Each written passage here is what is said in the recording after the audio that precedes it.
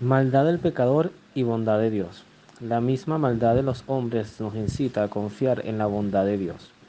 El Salmo 36, 35 en la liturgia de las horas nos dirá, solo el pecado habla al impío en el fondo de su corazón, ningún temor de Dios ante sus ojos. Se mira con tan buen concepto que se niega a admitir su culpa. Sus palabras son fraude y maldad. Renunció a ser sensato, a obrar bien. Hasta en su lecho rumia sus maldades. Se obstina en el camino que no es bueno, no renuncia al mal. Señor, tu amor está sobre los cielos y tu fidelidad pasa las nubes. Como los altos montes es tu justicia y tus decretos como los abismos. Señor, tú ayudas a hombres y animales. Qué valiosa es tu gracia. A ti acuden los hijos de Adán, debajo de sus alas se refugian, se sacian con lo mejor de tu casa y le quitas la sed en tu río de delicias. En ti se halla la fuente de la vida y es por tu luz que vemos la luz. Conserva tu amor a los que te conocen, tus premios a los rectos de corazón. Que no me aplaste el pie del orgullo o del orgulloso, ni me atrape la mano del impío. Ahí están, cayeron los malhechores, fueron tumbados y no pueden levantarse. Un salmo corto que medita y profundiza en algo que en esencia, si partimos de una buena evangelización, el fruto principal de toda existencia es vivir en amistad con Dios y evitar el pecado. Una de las grandes uno de los grandes cuestionamientos que tenemos que hacernos los cristianos en general, indiferentemente de cuál sea su rol, su vocación, su forma de llevar una evangelización o no, es precisamente qué impacto tenemos en las nuevas generaciones en torno a la conciencia del pecado. Cuando se pierde la conciencia del pecado, literalmente usted podrá hacer buenas obras, usted podrá ser un altruista en el mundo, un filántropo, como lo quieras llamar. Pero si se pierde la conciencia del pecado, hay dos cosas que me parecen gravísimas. Uno es el sacrificio de Jesucristo, sobre todo en la cruz. Es una bofetada literalmente a Cristo.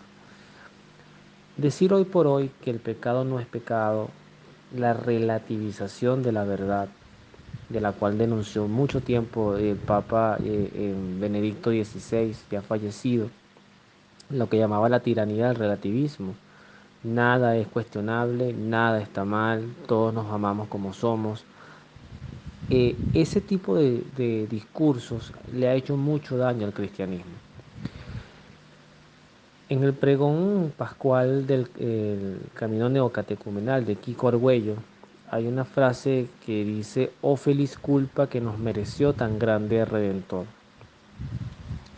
Cuando tú analizas esa frase a profundidad, tú te das cuenta de que no solamente la grandeza del que redime, sino lo enorme que tuvo que haber sido el efecto y la consecuencia del pecado para que ameritara la redención nada más y nada menos que del propio Dios.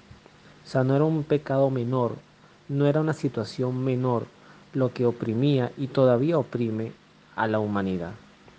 La diferencia con Cristo es que Cristo reactiva desde la condición humana, desde nuestra propia naturaleza, se hace referencia ante el Padre para decir, aquí hay alguien a quien puedas mirar.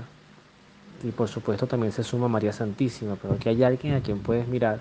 Y a través de ese alguien, todo el que imite, el que me imite, diría el Señor Jesús, todo el que me escuche, pues se le abriría un camino a la salvación. Otro punto importante es la actitud del pecado. Una actitud que quizás hoy se ve muy aguda, sobre todo a nivel de medios, y que también nos debe preocupar, y que tiene una fuente en el cinismo, en la soberbia, en la arrogancia del mismo Satanás, del cual también siempre hay que hablar cuando se va a hablar del pecado, porque si hablamos de una fuente de pecado, de dónde surge la primera rebelión, el primer dar la espalda a Dios, surge precisamente de la rebelión angélica. Y ciertamente de todo esto que podemos aprender. Primero, el Jesucristo tiene una frase en los evangelios que dice: el que no se niegue a sí mismo, cargue su cruz y me siga. O sea, hay que negarse a sí mismo. Negarnos a nosotros mismos no es anular nuestra existencia, ni ser una suerte de zombies o títeres manejados por Dios, porque Dios no ha querido nunca eso. Pero sí es una suerte de negar lo único que nos puede poner literalmente una barrera entre la verdad y entre el amor de Dios y nosotros mismos, que es nuestro orgullo, la soberbia. Rebeliones que además yo he visto en muchas facetas de mi propia vida y en esa faceta también en muchos grupos de iglesia. Eh, a veces pensamos, y hay un ejemplo de ello en el libro de Job, que también recomiendo leer ya avanzado hacia el capítulo 30 en adelante. Hay un personaje, Job tiene tres amigos que van a hablar con él a razón de su desgracia. Y uno de ellos, si no me equivoco, se llama Eliud y es el más joven. Y él, una de las cosas que dice es que ya escuchamos bastante a los ancianos, a los expertos, a los aparentemente sabios, y él demuestra con su juventud que la sabiduría no está en la edad. O sea, no por tener más años de catequista o de sacerdocio o de consagrados o de esposos, somos más sabios que los que están empezando todo el ejercicio, en la vida de todas estas cosas que acabo de mencionar u otras, sino que la sabiduría viene de Dios. Por eso podemos conseguirnos a un domingo sabio, o una Santa Bernadette, o una Santa Teresita del Niño Jesús, que además es doctora de la iglesia, personas que no llegaron ni a los 30 años y que sin embargo dejaron un legado en nuestra iglesia profundo de cómo ser sabios, inteligentes y entender con prontitud el sentido de la vida, solamente con la obediencia y el servicio, amando a todo, o sea, no teniendo otro lenguaje en la vida que no sea el amor. Quien les habla no está ni cerca de tener un nivel de vida cristiana en esa línea, pero lo importante, yo siempre digo, es saber reconocer que eso existe y que tenemos que exigirnos llegar allí. Hay características que el Salmo define en el propio pecador, ¿no? Primero, viéndolo desde la mirada de Dios, todo el que vive en pecado, pues al final se convierte en un fraude para sí mismo. Fíjense que se habla de que se renunció a la sensatez, a lograr bien. Inclusive, y esto también se ha visto en muchas experiencias de vida, dice en el versículo 5, hasta en su lecho, es decir, hasta cuando se acuesta, o vamos a suponer en su lecho de muerte, rumia sus maldades, se obstina en el camino que no es bueno, no renuncia al mal. Qué terrible. Es inclusive, y aquí sí me voy más hacia la vejez, es llegar a viejo y estar mirando al pasado o estar mirando ataduras materiales, obstinarse en aferrarse a esta vida cuando ya se está llegando al ocaso y es algún proceso totalmente natural.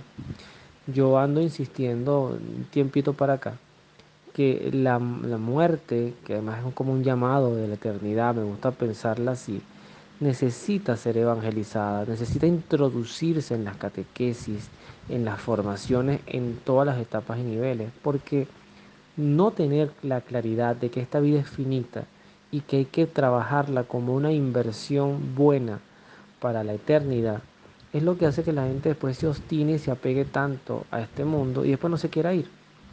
Al final te vas igual, pero te vas con odios, te vas con rencores, te vas con resentimientos, te vas con frustraciones y hasta profundamente deprimido. ¿Qué nos exalta el Salmo?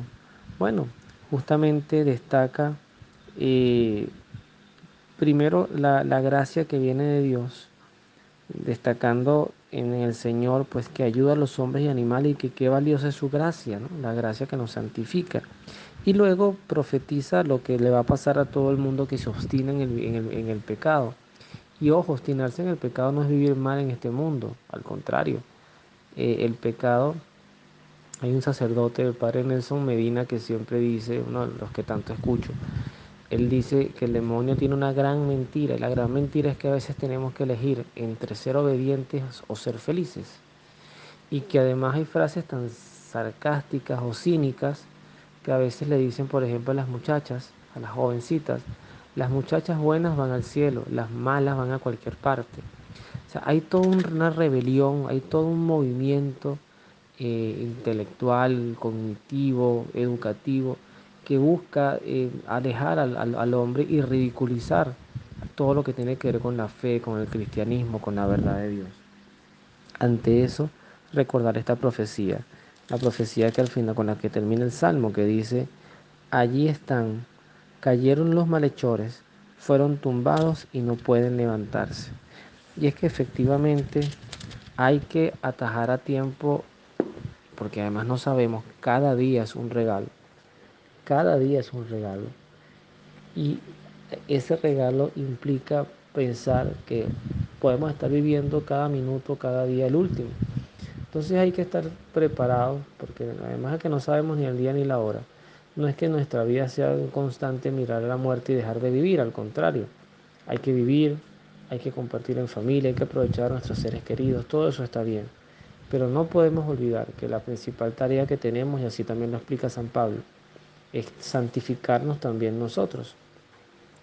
No sea que de tanto pensar en los otros, vivamos más bien en torno a que nos adulen a las redes sociales, al ser admirados, al ser recordados, a ser inmortalizados en esta vida, pero al final nuestra alma muera con una sed porque nunca fue saciada con la gracia y con el amor de Dios. Creo que es un salmo que nos invita a pensar, a mirar dónde estamos parados, pero lo más importante es recordar quién es la fuente que nos ayuda. Somos pecadores, nacimos pecadores y moriremos pecadores, pero una cosa es vivir, saber esa naturaleza, esa debilidad, y otra cosa es abrazarse a Dios, pedir su auxilio, aprovechar ese amor que se hace abundante y se hace rico, confiar en su misericordia, que no hay pecado que no pueda perdonarse desde el sacramento del perdón, y procurar cada día ser mejores. Que Dios los bendiga, nos vemos en la oración.